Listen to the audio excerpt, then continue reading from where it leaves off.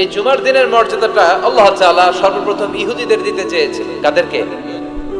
ওরা এটা নেয় নাই। ওরা নিজেদের জন্য শনিবারকে ওদের অ্যাসেম্বলি ডে বানিয়েছে।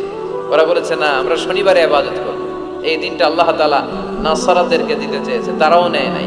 তারা রবিবারকে তাদের ইবাদতের দিন হিসেবে চুজ করেছে।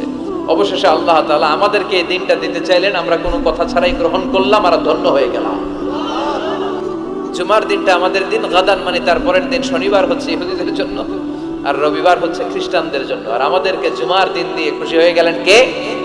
আবার বিশ্বনবী বললেন, জুমার দিনটা এমন দিন, এই দিনে আল্লাহর পক্ষ থেকে বিশেষ ফেরেশতারা মসজিদের সবগুলো দরজার মধ্যে দাঁড়িয়ে যায় এবং জুমার নামাজের আগ দিয়ে খতিব সাহেব আসার আগ পর্যন্ত লিখতে বসে যায়।